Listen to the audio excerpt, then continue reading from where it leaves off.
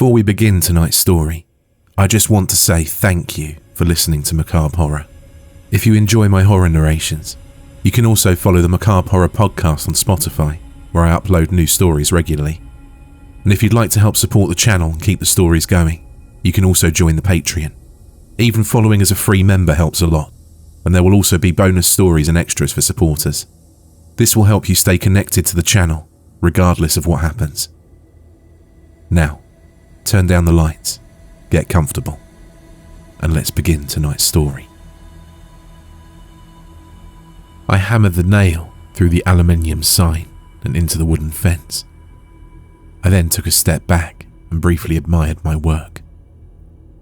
Hope this keeps those damn kids away, I thought to myself, as I turned towards the short dirt road that led back to my house. As I wearily trudged along the path, I raised my head towards the sky. The stars were beginning to twinkle as the last few rays of sunlight shone over the horizon. The moon was high in the sky and nearly full. It was a beautiful night. I stepped onto my front porch and quickly wiped my shoes on the doormat before heading inside. It had been an exhausting week. Work was becoming more demanding than ever, and kids constantly harassing me at night was preventing me from sleeping well. Though, I guess I can't really blame them. It was the kind of mischief that I loved to get into as a teenager. Lurking around haunted houses, making dares with my friends. They were just having some fun. You see, my house is haunted.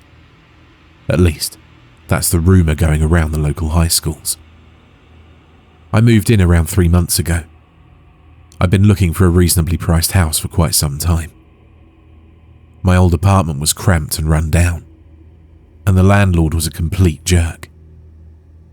After I got a significant promotion at work, I figured it was time to take out a mortgage and settle down in a real home. I browsed online ads for months, searching for a place I could afford. Most upscale houses in the suburbs were too expensive. Besides, those kind of houses are for families. Swimming pools, basketball hoops, block parties. That stuff wasn't for me. I'm a reserved person. Then, by chance, I saw an ad for this house. It was old, but in good condition and extremely spacious. Sitting on the outskirts of the city, in a quiet, sparsely populated neighbourhood, it was the perfect house for me. The best part was the price. It was easily going for less than half of what it was worth. As soon as I saw the ad, I immediately called the real estate agent and expressed my interest in buying. As it turns out, I was the only person who'd called about the house. I found this unbelievable.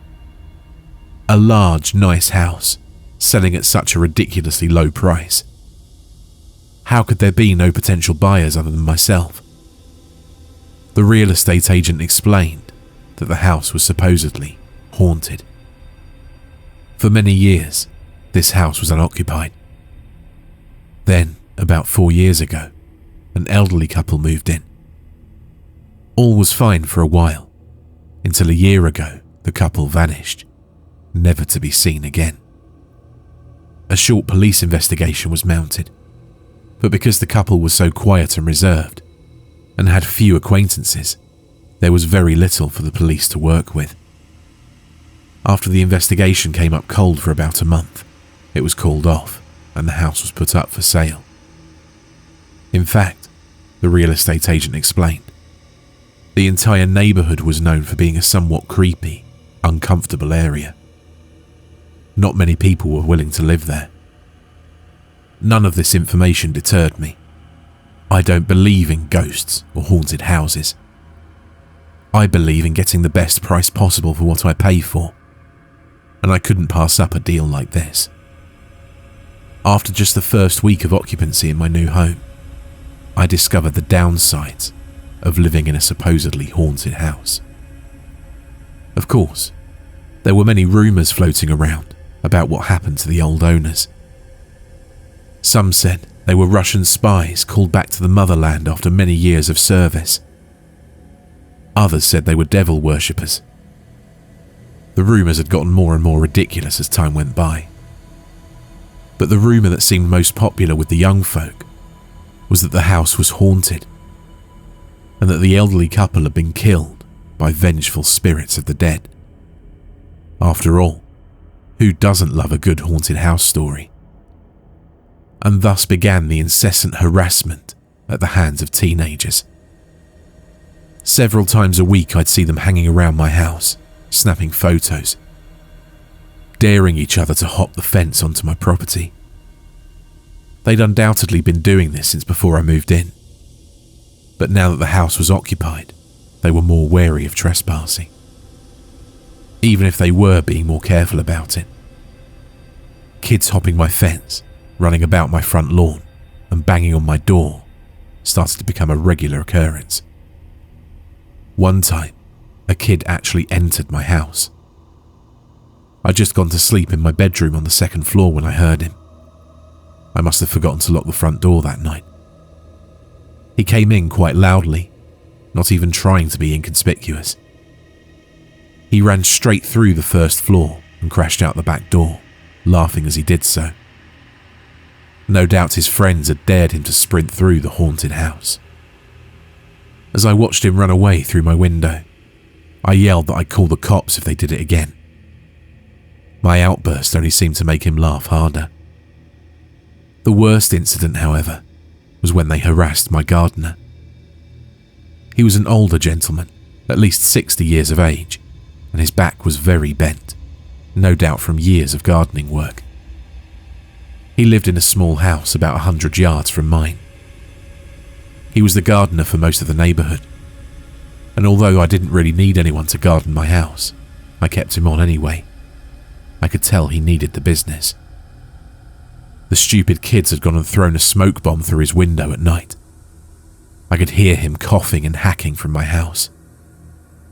I raced over and flung the door open.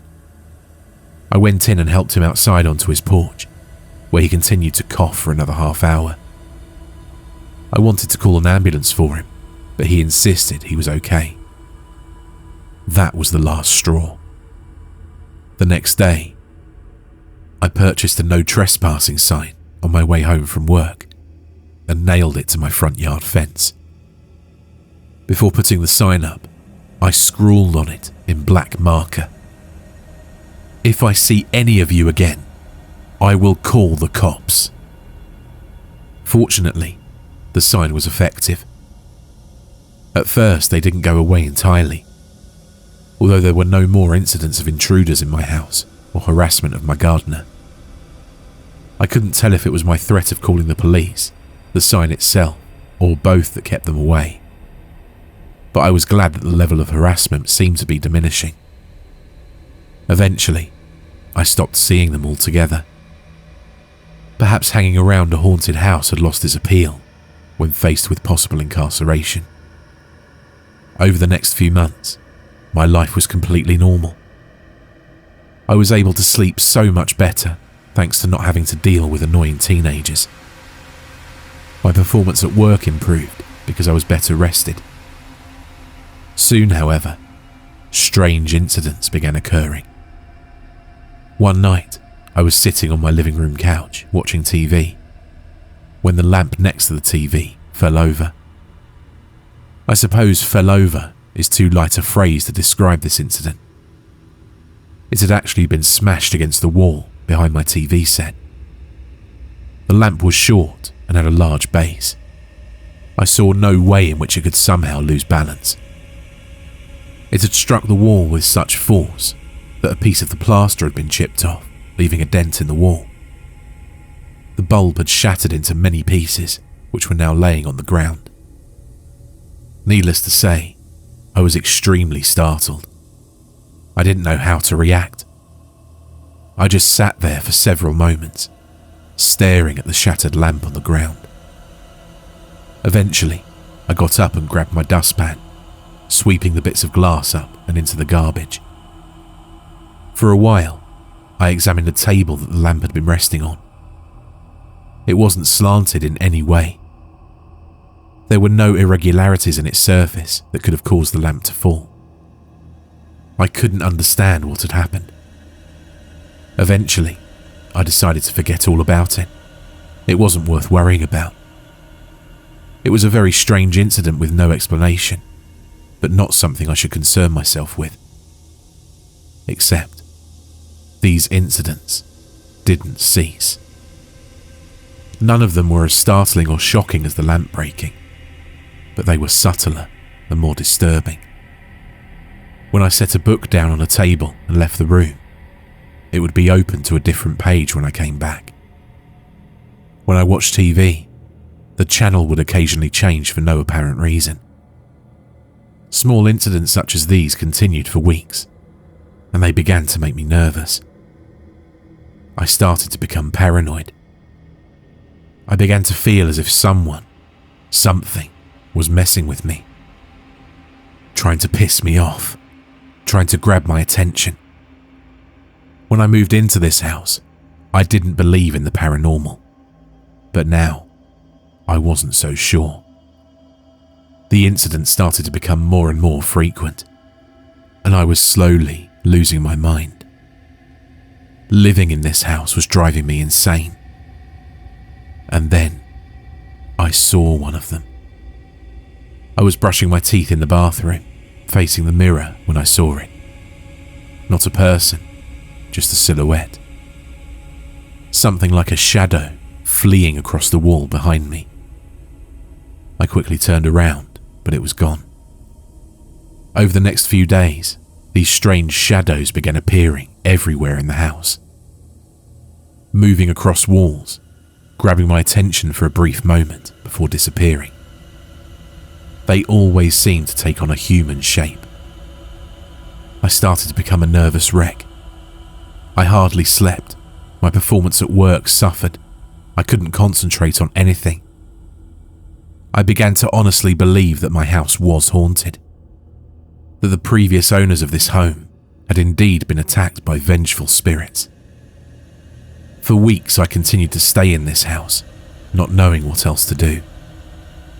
I dreaded coming home from work each day, for fear of spending another maddening night alone with those damned shadows. Finally, I broke down. I was in my living room, watching TV just as I had been when the very first incident occurred. I was attempting to distract my mind from the hell I was living in when I saw it. Another shadow. It quickly moved across the wall behind my TV set. Except this one didn't leave after a fraction of a second. This one stopped in the middle of the wall and stayed there, motionless. It was the silhouette of a man, standing. Yet, there was no man casting the shadow. I couldn't handle it. I rolled off the couch and curled into a ball, sobbing. I closed my eyes and prayed that this was all a nightmare, that when I opened my eyes, the shadow would be gone. For how long I stayed like that, I don't know. Maybe an hour, maybe 2. I eventually did open my eyes again. I looked up to the wall, only to see the shadow still there, in the exact same position as before. This time, however, I noticed its arm was slightly extended. Its finger was pointing at something. I followed the line from its finger to a dent in the wall. The dent that was caused by a lamp crashing into it. For some reason, I was no longer afraid of the shadow on the wall. I now felt it was simply trying to tell me something, to communicate with me. I scrambled over to the wall and closely examined the dent. There was nothing remarkable about it. A piece of the plaster had been chipped away, nothing more. What was so important about this dent, about this wall?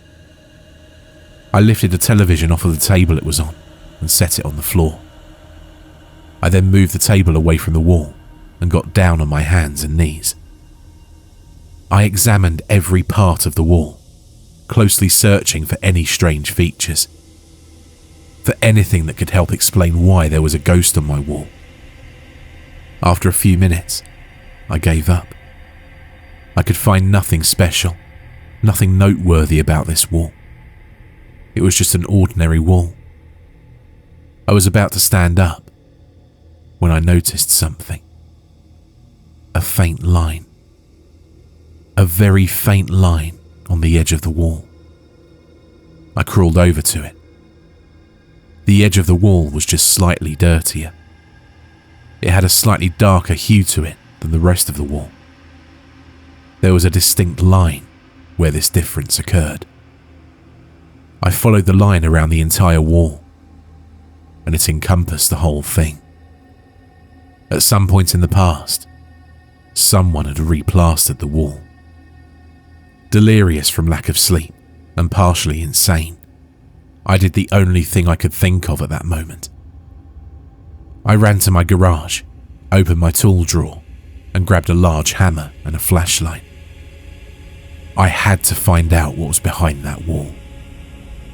I swung the hammer with as much force as I could manage and felt a satisfying crunch as it punched a hole into the plaster. I immediately dislodged the hammer and swung again. I beat the wall over and over, punching dozens of holes into it.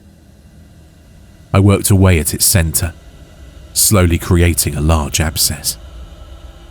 One time as I brought back the hammer, I realized there was a small piece of black plastic attached to it.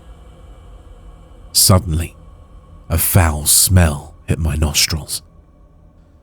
I grabbed my flashlight and shone it into the sizable hole I'd created in the wall.